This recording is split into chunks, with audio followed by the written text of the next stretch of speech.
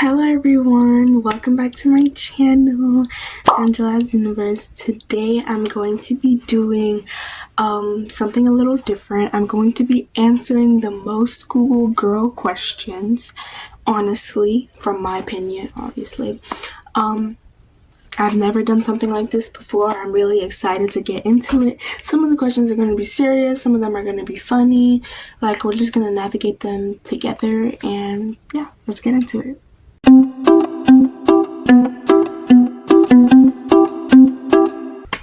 Okay guys, I'm gonna be reading some of the ones that I wrote down here in my notebook, so if I'm looking down, that's why, but don't worry, I'm totally gonna be locked in with these questions. And yeah, the first question is, why do girls take so long getting ready?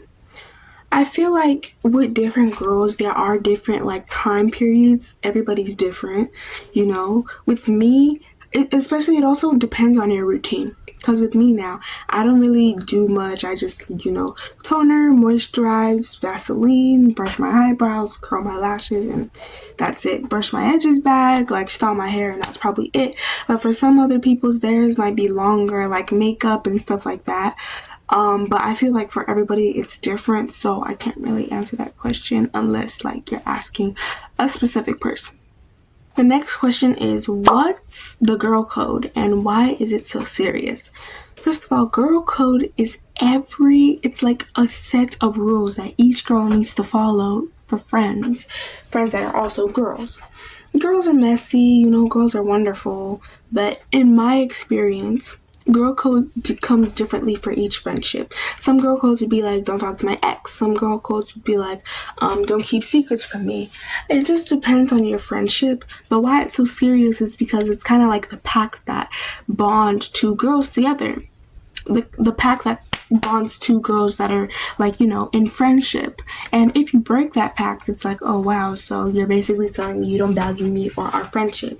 That's exactly why it's very serious, because like it's like dishonoring your friendship. When I specifically told you not to do something, or like saying that something is bothering me and I don't like it when you do it, and then you go ahead and do it, it's really giving like disrespect. The next question is, why do girls get the ick?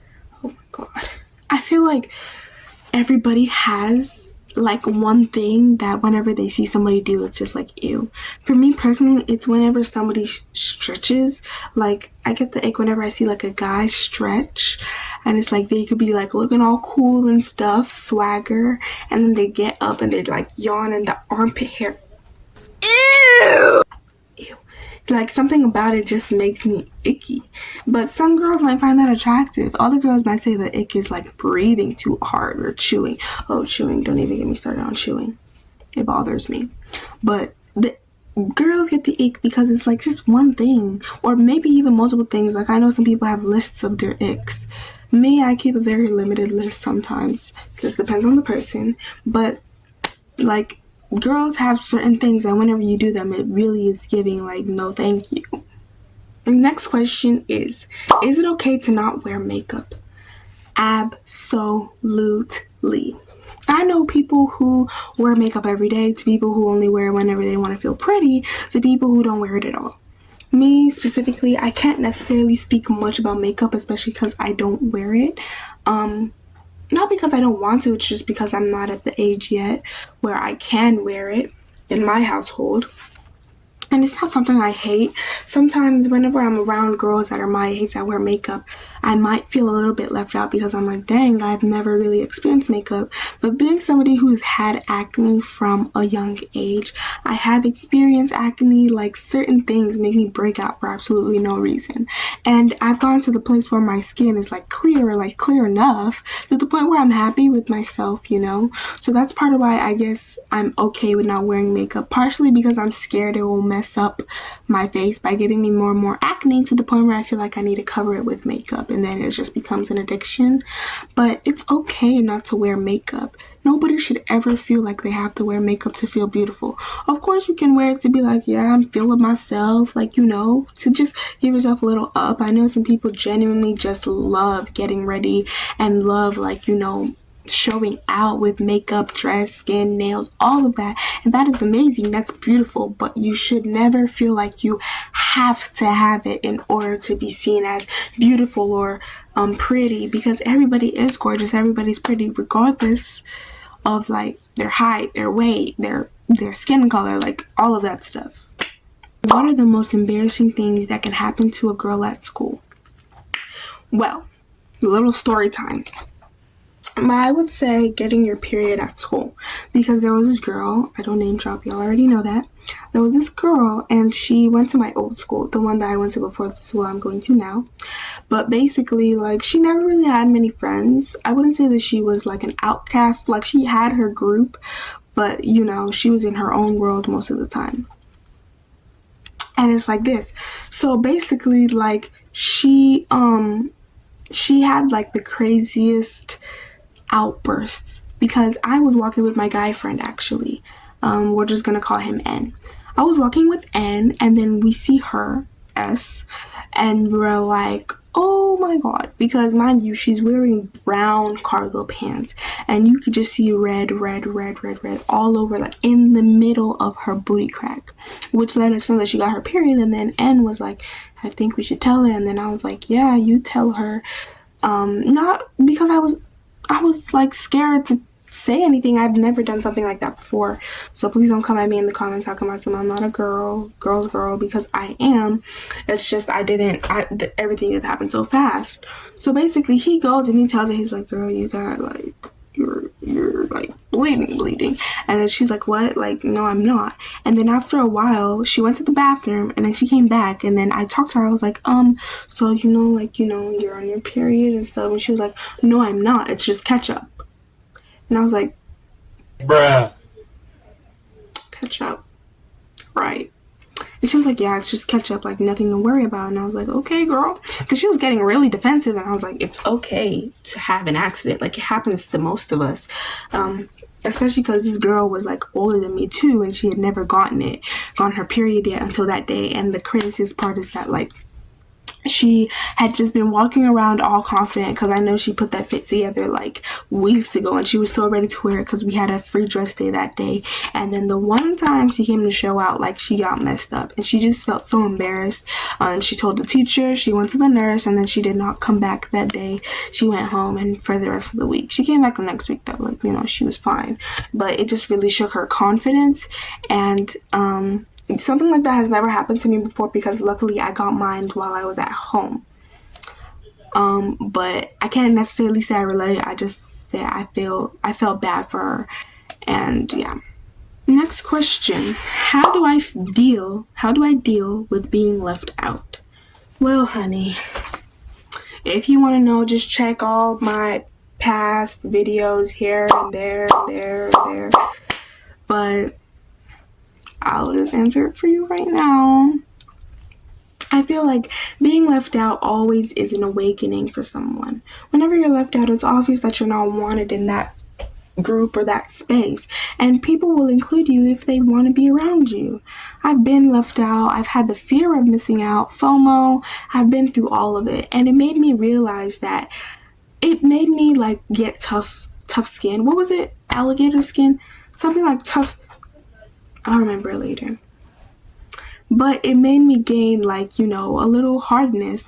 I didn't like, after I realized that sometimes I would be left out from groups that I thought I was so clearly a part of, it did hurt. I felt like I wasn't a part of any group. I felt like nobody like really valued me, which is when I started pouring in so much time into myself, working on myself, working on what I like, what I dislike, like, you know, just finding more stuff out about myself, adding more stuff to my resume, you know, just spending a lot of time with myself to the point where I made my own bubble. Of course, I was scared of being lonely. I was scared of being left out. I was like, what if I find out who I am and I don't even like this person? But being left out helped me realize that I can't go looking for myself in other people. I need to go find it in myself first.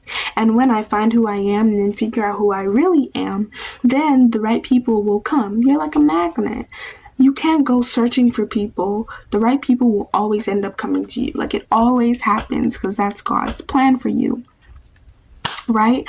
So it's just like whenever you're left out, it's like awakening that people don't want you there, and that means that you have to deal with, making your own friend group sometimes, or just handling things by yourself. I know I spent a lot of my 7th grade alone. I felt like I didn't know who I was, but now, me being the person that I am now, I am thankful for the time that I spent alone, because I learned so much about myself, and I lived in my own little bubble that I didn't even care about being left out or not being in a group anymore. I just rocked with my own. What's a talking stage, and why is it so confusing? Honey, if I could tell you. I have been in a few talking stages here and there, never actually seriously dated anybody, but I feel like a talking stage is really just trying to get a feel for the person before you know, like, oh yeah, I want to learn more about you. Because every time I ask somebody what is a talking stage, they're like, the stage where you get to know the person. And I'm like, oh, so what is dating? And they're like, where you get to know the person. And that technically means that there's no difference, but for me, in my definition, I think a talking stage is whenever you're kind of getting a sense of the person's, like, personality and their whole vibe. And then dating is officially whenever you try to, like, let that person in and learn more about them while you let them learn more about you. And it can be really confusing too, because people can confuse dating and talking and all that stuff, all that mushy stuff. And I can't really speak much on it because, like I told y'all, I don't have much experience. But from the talking stages I've been in that did not last enough to even talk about,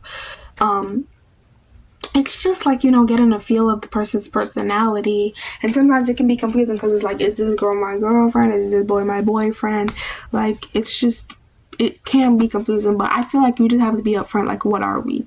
Simple as that. Because I've learned from my hard experiences that beating around the bush is not going to help anybody. Not you, not them, not your friends, not your family, none of that. It's more like whenever you confront the person about, oh, what are we? It's more like clarity for you, so you don't start overthinking things.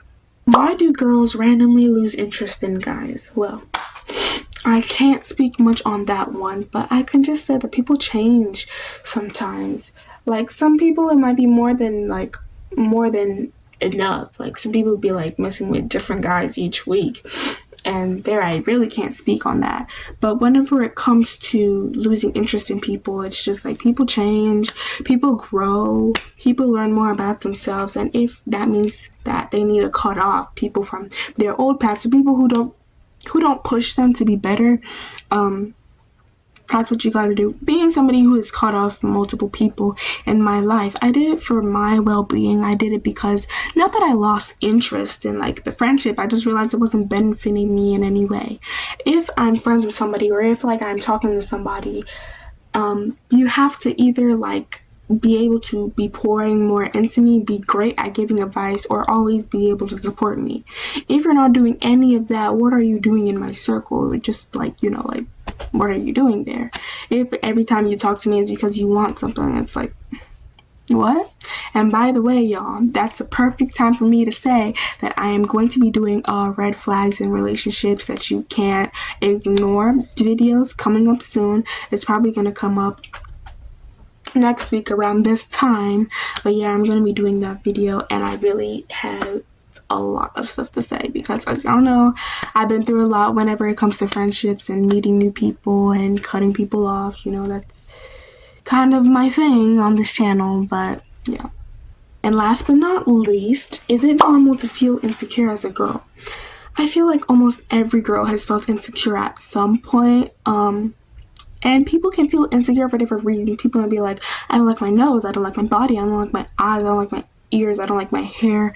And the crazy part too is that sometimes whenever somebody is saying that stuff about themselves, another person might be like, well, I love her hair. And then she might be like, I hate my hair, I wish I had her teeth. And then she might be like, I hate my teeth. And it's just crazy about how much we want other people's lives or other people's traits that we can't even recognize that we're blessed to have our own. Because I feel like everything that was made by God, all of God's creation is beautiful, and everybody is beautiful. And of course, almost all teenage girls go through that bumpy phase wherever they feel like they're not beautiful, they're not worthy of being called beautiful or pretty. But insecurity is just something that you go through and then eventually you can overcome. Whenever you feel insecure, it's because, like, you lack confidence.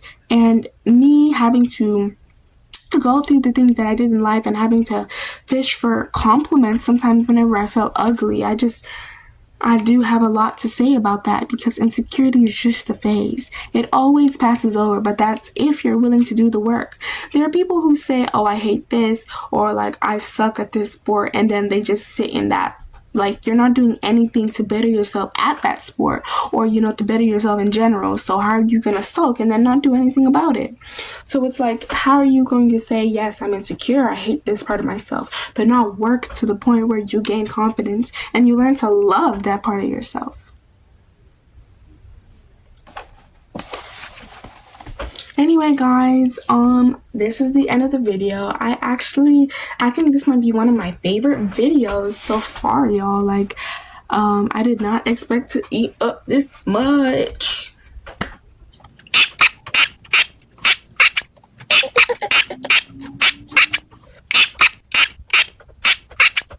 Anyways, thank you so much for watching. I love you guys, and like, subscribe, all of that, and tune into the next video.